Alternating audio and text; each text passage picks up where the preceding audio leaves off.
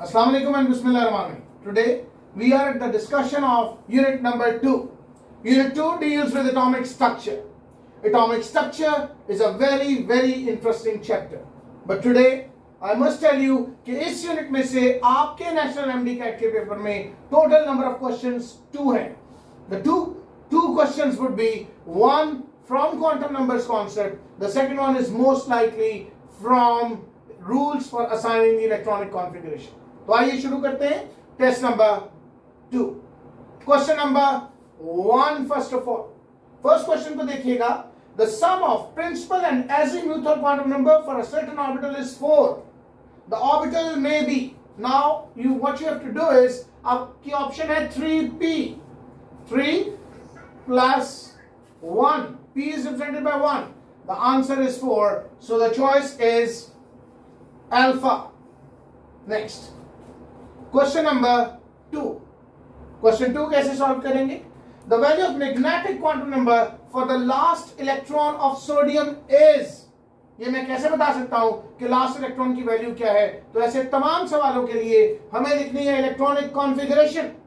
Sodium has atomic number 11. May well be written as 1s2, 2s2, 2p6, 3s1. So देखिए, look at the valence shell. ये फैसला कर रहा है कि वैलेंस शेल के इलेक्ट्रॉन के लिए क्वांटम नंबर्स लिखने हैं. So I can conveniently say now that the value of n is equal to 3 here. Obviously, if n is 3, s is always representing the l value as 0. और अगर l 0 है तो m would also be 0. So the choice would be delta. The choice is delta, that is 0. Question number 3. Node is the surface in which probability of finding an electron is. बेटा node होती क्या है? सबसे पहले ये understand कीजिए node क्या है. Let's talk about the dz orbital. तो बेटा द एरिया जहां पर ये आते हैं न्यूक्लियस के पास, this appears as a node. Node is the minimal probability area and we all believe that the chance is 0%. So the choice is alpha. Question 4 में देखिए shape of the D orbital is. आपको D orbital का shape पूछा गया है. D orbital is entirely different in its shape from rest of the orbitals. Why? आप कहते हैं सर डी ऑर्बिटल को बनाते हुए डी जी स्क्वायर के साथ रिप्रेजेंट किया जाता है and the two lobes are represented like this. The first one is appearing like this, लेकिन जो दूसरा है that is shown with the collar. Entrance में ये भी सवाल आ सकता है कि बताइए जिसे कॉलर के साथ रिप्रेजेंट किया जाता है वो कौन सा ऑर्बिटल है? That is D. इनफैक्ट ये पहला डी ऑर्बिटल है, दूसरा एग्जैक्टली इसके पीछे है, नजर नहीं आ रहा 2D के अंदर, तो कॉलर से रिप्रेजेंट किया जाएगा. Question number 5. According to the quantum mechanics the size of the electrons of the shell are told by. बेटा याद रखिए n always represents shell, energy level, orbit और discrete distance of an electron from its nucleus. तो इसी में सिर्फ shell नहीं हो सकता आंसर. यहां पे मेरे शेल को एक्सप्लेन करने वाला प्रिंसिपल क्वांटम नंबर है, लेकिन ये शेल को भी एक्सप्लेन करेगा, एनर्जी लेवल को भी एक्सप्लेन करेगा, ऑर्बिट को भी रिप्रेजेंट करेगा और finite distance of an electron from the nucleus as well. The electronic configuration of an atom is 1s2, 2s2, 2p3. So कह रहे हैं the number of unpaired electrons in this atom is. तो सबसे पहले आप configuration लिखिए, that is 1s2, 2s2, 2p3. Now the valence shell electron में अब आप इसमें देखेंगे the number of unpaired electron कितने हैं valence shell में. तो जरा देखिए ये हो गया फर्स्ट शेल. पहले शेल में 2, दूसरे में 8 इलेक्ट्रॉन आते हैं. तो वैलेंस शेल बना के देखिए, आपको समझ में आ जाएगा कि इसमें कितने अनपेयर्ड इलेक्ट्रॉन हैं. p3 है. So these are the 1, 2, 3 unpaired electrons present here. Question number 7. Calcium 2+ is isoelectronic with. Please एक रूल को समझिएगा. बेटा ये पूछ रहा है कैल्शियम 2+, सिर्फ इसका नहीं आना चाहिए आपको एक शॉर्टकट रूल बता रहा हूं. A cation is always isoelectronic with the noble gas behind it. Behind से क्या मुराद है? प्रोटॉन नंबर के हवाले से जो उससे पीछे है. And anion is isoelectronic with the noble gas ahead of it. यानी अगर मुझे पेपर में कहता सोडियम किसके साथ आइसोइलेक्ट्रॉनिक है, तो सोडियम का प्रोटॉन नंबर 11 है. आप 10 वाली नोबल गैस नियॉन के पास चले जाइए. अब आपसे पूछ रहा है कि फ्लोरीन किसके साथ आइसोइलेक्ट्रॉनिक है, तो आप आगे वाली नोबल गैस के पास जाएंगे। फ्लोरीन 9, आगे 10 है। रूल ध्यान में रखिएगा, हर तरह का क्वेश्चन हल हो जाएगा। आप cation is always isoelectronic with a noble gas behind it, and an anion is isoelectronic with a noble gas ahead of it.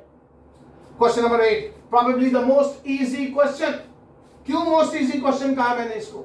आप कहते हैं sir this is very easy to understand 8th question को, वजह क्या है इसकी? Question number 8 states positive rays were discovered by E. Goldstein, choice beta. Scientist का नाम है, आप इसमें कोई खास तब्दीली नहीं कर सकते। These questions are called as retention questions. आपने सिर्फ याददाश्त के क्वेश्चंस हैं, याद रखना है साइंटिस्ट का नाम। Question number 9, azimuthal quantum number for S is 0. So the quantum number values would be, so 9 में देखिए, अगर मैं बात कर रहा हूं कि मेरे पास कोई सब्सटेंस है जिसका azimuthal quantum number, मैंने सिर्फ आपको ऐसे कंफ्यूज करने के लिए लिखा L की वैल्यू 0 है, तो बेटा N की वैल्यू हमेशा इससे एक बड़ी होगी, तो N should be 1, L should be 0, which is mentioned in choice beta. Question number 10. The electronic configuration of an atom is 1s2, 2s2, 2p4. The number of unpaired electrons in this atom is. ऐसे तमाम सवालों के लिए सबसे पहले configuration लिखिए, 1s2, 2s2, 2p4. Valence shell को बना दीजिए, 2s में 2 इलेक्ट्रॉन और 2p में 4 इलेक्ट्रॉन आएंगे, तो अनपेयर्ड इलेक्ट्रॉन्स की तादाद कितनी हुई जी? That is 1 and 2. The answer is 2. The choice is beta. Question number 11. The degenerate orbitals in p subshell is. कितने degenerate orbital होने चाहिए p subshell में? It's so easy. The p is divided into 3 subshells for 11th question, and we all know these are px, py and pz, which are the divisions. Question number 12. Maximum number of electron in m shell is. बेटा इसके लिए जो formula लगेगा 12th question के लिए, that is 2n square, और m shell के लिए value of n is considered to be 3, तो 2 into 3 का स्क्वायर, 3 3s are 9, और बेटा 9 into 2, the answer is 18. Alright, question number 13. That is n plus l value for 4f orbital is. तो 4f है, 4 तो इसी तरह रहेगा, but f is represented by 3. My answer comes out to the option beta Charlie, that is value is 7. Question number 14. Slow neutrons will move towards. Beta neutrons do not have any charge on them. They are neutral particles, so they are not going towards anywhere because applied field उन्हें effect नहीं करेगा. They would just go straight. Question number 15. A spinning electron creates. हम सब जानते हैं कि जब electron spin करता है तो according to right hand rule it will produce a field and the direction of the current और the field produce is upwards in this case. Question number 16. The orbital having 5 orientation is explained. Spinning electron creates magnetic field, and whenever the magnet will spin, the field will be electric.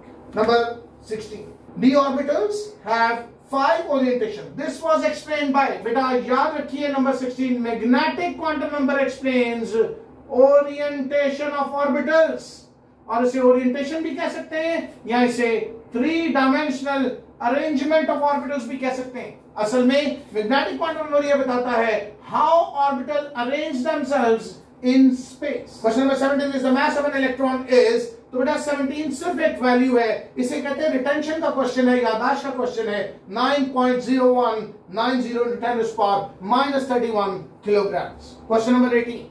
Azimuthal quantum number basically represents, बेटा azimuthal quantum number is represented in the cells with L, you know, and L explains, बेटा 3 तरह से बोल सकते हैं. सब shell, सब energy level भी कह सकते हैं, या इसी चीज का दूसरा नाम ऑर्बिटल भी हो सकता है. सब शेल, सब एनर्जी लेवल और orbital is the representation.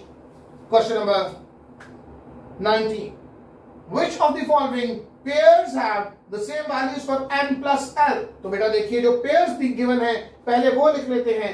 A choice में क्वेश्चन नंबर 19 के लिए ये पेयर्स गिवन है, that is 2s, 2p and 3s.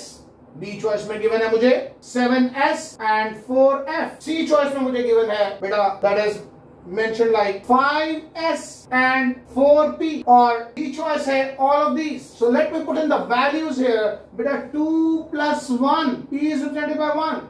3 plus 2, 0. तो बेटा 2 plus 1, 3 plus 0, तो इसका आंसर आया 2 plus 1 is equal to 3, और इसका आंसर आया 3 plus 0 is equal to 3. तो n plus l value same है इन दोनों के लिए. 7 plus 0, 4 plus 3, तो इसका आंसर भी 7, इसका आंसर भी 7, वैल्यू सेम आ गई. 5s, तो बेटा 5 plus 0 and 4 plus p is represented by 1, इसका आंसर 5, इसका आंसर भी 5, so they all have the same values in the individual sets. Question number 20. If l is equal to 2, the orbital will be, बेटा question number 20 में 2 always किस चीज को represent करता है? l की वैल्यू अगर 2 आ रही है तो ये d सब शेल का रिप्रेजेंटेटिव होगा. 21. Which orbitals make the thickest cloud? तो याद रखिए न्यूक्लियस के करीब तरीन सबसे पहला शेल है s. s will always make the thickest cloud. सबसे ज्यादा शार्प, विजिबल या थिक क्लाउड s ऑर्बिटल का है. इसके बाद आएगा p, फिर आएगा d, और सबसे पुअर क्लाउड बेटा f ऑर्बिटल का है. f ऑर्बिटल के क्लाउड को हम पोरस भी कहते हैं. So the other name could be, but s has the maximum cloud, so the choice is beta. Question number 22.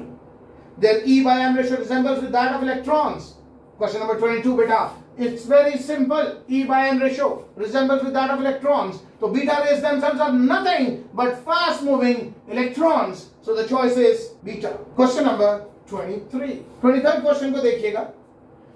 The given formula 2l plus 1 is used to calculate the number of. बेटा ये formula जो आपकी text books में भी various जगह लिखा हुआ है, 2l plus 1 is used to calculate the number of orbitals. फर्ज कीजिए अगर ये मेरे पास s है तो हम सिंपल सी बात है p है d है, यहां पर वैल्यू को रिप्लेस करें तो s में आएंगे बेटा एक पॉसिबल ऑर्बिटल, क्योंकि 2 into 0 plus 1 आंसर आया 1, तो जो 0 s को रिप्रेजेंट कर रहा है अगर p ऑर्बिटल है तो 2 into क्या लिखेंगे बेटा 1 plus 1, तो d देखिए p ऑर्बिटल में 3 ओरिएंटेशन हुई बिकॉज ये p को रिप्रेजेंट करती है वैल्यू 1, और अगर मेरे पास 2 into d ऑर्बिटल के लिए क्या लिखेंगे वैल्यू इज बेटा 2, तो 2 2s are 4 plus 1 5, और f ऑर्बिटल के लिए कैसे लिखेंगे 2 into 3 plus 1 7. तो ये नंबर ऑफ ऑर्बिटल्स निकालने का फॉर्मूला है which can be applied on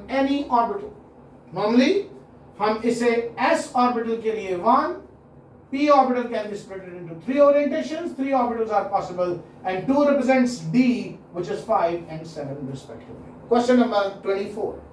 An atom has a mass number 23 and atomic number 11, the number of protons. तो 24 बहुत ही आसान सवाल है. अगर उसने आपको एटॉमिक नंबर बता दिया तो बेटा atomic number is normally equal to number of protons. That is the solution, so the choice is 11. अगर 11 है तो 11 ही होंगे. 25.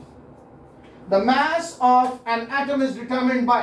याद रखिए किसी एटम का मास इलेक्ट्रॉन पर बेस नहीं करता, मास न्यूक्लियस पर बेस करता है. सो हम कह सकते हैं nuclear number is basically the representative of mass. तो मास किस चीज से रिप्रेजेंट होगा हमारी ऑप्शंस के मुताबिक sum of neutrons and protons. That is also called as atomic mass. Question number 26. 2s orbital is always higher in energy than 1s. 26 के लिए देखिए अब 2s and 1s का कंपैरिजन है. क्या करेंगे n plus l रूल को adopt कीजिए. हमेशा total energy n plus l value से निकलती है. 2 plus l की वैल्यू 0 है, 1 plus l की वैल्यू 0 है s ऑर्बिटल के लिए. तो इसका आंसर क्या है 2 plus 0, this is 2, 1 plus 0 is 1, तो जिसकी वैल्यू स्मॉल है वो लो इन एनर्जी होगा. So this is the concept we apply. Question 27. Which is lighter than the rest?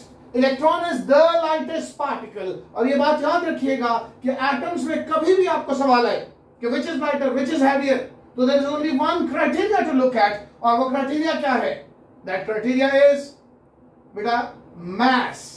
So mass के लिहाज से lightest is electron. So my answer is choice alpha. 28. When n shell of an atom is complete, then the number of electron entering into the n shell could be. तो बेटा N shell को आप question number 28 के लिए कैसे देखेंगे? 2n square के formula से देख लीजिए। और अब मुझे बताइएगा कि यहां पर क्या आ रहा है मेरे पास? ये वैल्यू n की 4 है क्योंकि n इज रिप्रेजेंटेड बाय 4। सो 4 का स्क्वायर कीजिएगा बेटा, 16 into 2 that is 32. So the maximum number of electrons could be 32 electrons are possible to be filled in. Question number 29. The absolute charge of an electron is, बेटा ऐसे सवाल जब भी आए देखिए इलेक्ट्रॉन का चार्ज है, it should be with a negative sign. और कितनी चॉइसेस हैं जो नेगेटिव साइन के साथ है? There is only one, that is choice Charlie, -1.6 into 10⁻⁻, -19 coulombs. यार सीधी सी बात है, इस टेक्निक को कहते हैं एलिमिनेशन टेक्निक। आप एलिमिनेट कर देते हैं बाकियों को क्योंकि आपने इलेक्ट्रॉन का चार्ज देखना है which is negative, so the choice is Charlie. Question number 30. The maximum number of orbitals present in a subshell that represents azimuthal quantum number. बेटा देखिए क्वेश्चन नंबर 30 के लिए उसने क्या किया? क्वेश्चन नंबर 30 के लिए उसने कहा कि मैंने आपको L की वैल्यू दे दी है, L की वैल्यू 2 हो तो ये सब शेल कौन सा है? सब शेल D है बेटा। Choice is 5 because D can maximally carry 5 orbitals in it. Question number 31. When 60 orbital is completed, the entering electron will go to, बेटा कहां जाने चाहिए इलेक्ट्रॉन? इसके लिए हमेशा आप n+l रूल यूज करेंगे। तो बेटा 60 के बाद मेरी जो ऑप्शंस हैं 31 के लिए जरा देख लीजिएगा, वो 7F है A चॉइस। B चॉइस क्या है? B choice is 7S। C choice क्या है? C choice is 7P। और D चॉइस क्या है? D choice is 7D। अब आप देखिए पहले कौन सा ऑर्बिटल भरा जा चुका है? जो ऑर्बिटल इसने प्रिंसिपली लिया है वो है 6D, पहले से भरा हुआ है, यानी इसकी n+l वैल्यू क्या है? 6 + 2 8 बेटा। अब इसके बाद भरा जाने वाला 6D के बाद जो भरा जाएगा उसकी वैल्यू कम से कम 8 होनी चाहिए या 8 से हायर। सो लिखने के बाद इनकी वैल्यूज को जमा कीजिए तो 7 + 3 बेटा, 7 और 3 10 हो गई वैल्यू। भरा जा सकता है इसके बाद क्योंकि 8 से ज्यादा वैल्यू है। 7 + 0 आंसर 7 आया। मुझे बताइए ये नहीं भरा जा सकता, इसकी वैल्यू कम है, ये ऑलरेडी भरा जा चुका है। 60 के बाद में कौन भरा जाएगा? और अब 7 + 1 इसकी वैल्यू भी बेटा 8 आ रही है, ये दोनों 8 हैं। और 7 + बेटा 2 दैट इज 9। तो भरा तो 8 और 9 वाले में से कोई भरा जाएगा, 10 भी भरा जा सकता है, लेकिन इमीडिएटली बाद वो भरा जाएगा which have the smaller value of n. So 7P would be filled. Choice is Charlie. Question 32. The correct electronic configuration of copper is, बेटा याद रखिए copper is very very important. Copper और क्रोमियम को मत भूलिएगा एंट्रेंस टेस्ट के लिए, एनएमडीकैट के पेपर के लिए। क्यों? कॉपर का प्रोटॉन नंबर है 21, कॉन्फ़िगरेशन होनी चाहिए 1s2, 2s2, 2p6, 3s2 and 3p6 और 4s2 और 3d9। लेकिन जब मैं इसका वैलेंस शेल बनाता हूं, ये पहले में 2 इलेक्ट्रॉन, दूसरे में 8, फिर 8 एलिमेंट्स आएंगे और ये वैलेंस शेल है बेटा, 18 आने चाहिए थे ये वैलेंस शेल। वैलेंस शेल को जब आप ड्रॉ करेंगे तो आप कहेंगे 4s में 2 इलेक्ट्रॉन होने चाहिए और 3d में 9 इलेक्ट्रॉन होने चाहिए। ये देखिए हमने फिल कर लिया, लेकिन बेटा ये तो नॉर्मल रूल्स के मुताबिक है। आप सब ने एक चीज पढ़ी, हंस rule. If degenerate orbitals are available, they will tend to show you either totally paired or totally unpaired conditions. लिहाजा 4s का ये इलेक्ट्रॉन जंप करेगा और यहां पर ऐड हो जाएगा, यहां से हम इस इलेक्ट्रॉन को रिमूव कर देंगे और जब रिमूव करेंगे तो ये कंप्लीटली पेयर्ड ऑर्बिटल बना 3d का, और 4s कंप्लीटली अनपेयर्ड है, एक्स्ट्राऑर्डिनरी स्टेबिलिटी आएगी। आप कभी ये कॉन्फ़िगरेशन नहीं लिखेंगे पेपर में, एमडीकैट में या एंट्री टेस्ट में सवाल आएगा तो right configuration would be 4s1 and 3d10 बेटा, ये राइट आंसर है। Copper and chromium show abnormal configuration. आपको ये सवाल आ सकता है कि इनमें से कौन से एलिमेंट्स हैं जो एबनॉर्मल कॉन्फ़िगरेशन शो करते हैं? These are copper and chromium. Question number 33 बेटा 33rd क्वेश्चन को देखिएगा, आपको अंदाजा हो जाएगा the quantum number which tells the energy of an electron. तो हम पहले ये तय कर चुके हैं, energy is explained by what quantum number? That is principal, represented by n choice alpha. Question number 34. Electrons are deflected towards. बेटा electron पे कौन सा चार्ज है? नेगेटिव चार्ज है. और अगर मैं कोई फील्ड लगा देता हूं तो हम सब जानते हैं कि जब इलेक्ट्रॉन एंटर होगा फील्ड में तो it will bend towards positive charge. Question number 35. Question number 35. Spectrum of helium is expected to be similar with. ये क्वेश्चन इंतहाई इंपॉर्टेंट है और समझने वाला है. स्पेक्ट्रम क्या होता है? ये लाइनें हैं जब हाई एनर्जी ऑर्बिटल से इलेक्ट्रॉन लो एनर्जी ऑर्बिटल की तरफ आता है. अब देखिए कौन सिमिलर स्पेक्ट्रम दे सकते हैं. सिमिलर स्पेक्ट्रम वो स्पीशीज देंगी जिनकी वैलेंस शेल कॉन्फ़िगरेशन सिमिलर होगी, यानी आइसो इलेक्ट्रॉनिक स्पीशीज. अब जरा गौर से देखिए, वो कह रहे हैं हीलियम के साथ कौन सिमिलर है. तो आप कहते हैं सर बड़ा आसान है, अगर हम हीलियम बनाना चाहें तो इसके वैलेंस शेल में है 2 इलेक्ट्रॉन. अब सुनिएगा, अगर हम बात करें लिथियम देता, मेरा आंसर है Li+ के साथ सिमिलर है. इसका प्रोटॉन नंबर 2 और लिथियम का 3 होता है, लेकिन प्लस करेंगे तो क्या हो जाएगा? 2 इलेक्ट्रॉन रहेंगे. तो ये देखिए, ये है लिथियम का पहला शेल, बिल्कुल हीलियम के जैसा. लेकिन इसमें एक लिथियम नॉर्मल होता तो यहां पर एक और शेल होता, तो हम वहां पर तीसरा इलेक्ट्रॉन डाल दिया. यह है लिथियम. और जब लिथियम प्लस बना तो आप एक इलेक्ट्रॉन यहां से रिमूव कर दीजिए. और जब मैं इलेक्ट्रॉन को रिमूव करता हूं तो आपने देखा, जब मैंने इलेक्ट्रॉन को रिमूव कर दिया तो इसका वैलेंस शेल और हीलियम का वैलेंस शेल बिल्कुल एक जैसे हैं. अगर वैलेंस शेल एक जैसा है तो स्पेक्ट्रम भी एक जैसा होगा. रिजल्ट क्या निकला? Iso electronic species possess similar spectrum. 36. The space around the nucleus where the probability of finding an electron is maximum is called as, so this is the definition of an orbital, a place where the probability of finding an electron is maximum. ये orbital को हम ये भी कहते हैं, an orbital itself is nothing but it's the way of motion of electron. ये एक imaginary pathway है, ये वो रास्ता है जहां से इलेक्ट्रॉन गुजर कर जाता है. 37. Orbitals having equal energy, बेटा जिनकी एनर्जी इक्वल होती है, these are called as degenerate orbital. ये आपकी बुक के मुताबिक है. बट डीजेनरेसी का ये कॉन्सेप्ट देखिए, जरूरी नहीं है कि एनर्जी इक्वल हो, but mostly it is equal. So generally हम यही कहेंगे. 38. The nature of the anode ray depend upon the nature of the gas in discharge tube. बेटा याद रखें, हर गैस के न्यूक्लियस की थ्रेशोल्ड पावर अपनी अपनी है. और अगर हर एक की थ्रेशोल्ड पावर अपनी है तो फिर मैं ये कह सकता हूं कि उसको डिस्चार्ज ट्यूब में मैटर करेगा कि आप कितनी एनर्जी देकर तोड़ेंगे और किस तरह की रेडिएशन उसमें से निकलेंगी और किस तरह की रेडिएशन उसके अंदर से निकलेंगी. So nature of the gas in discharge tube, choice is 4. Question number 39. 2 electrons occupying an orbital are distinguished by. बेटा question number 39 is very interesting. क्यों?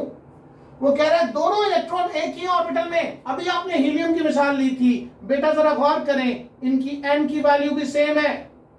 और अगर n सेम है तो वैल्यू ऑफ l भी सेम है, l की value भी सेम, l सेम तो m की वैल्यू भी सेम. लेकिन हम सब जानते हैं, अगर एक की स्पिन प्लस हाफ हुई तो दूसरे की स्पिन माइनस हाफ होगी.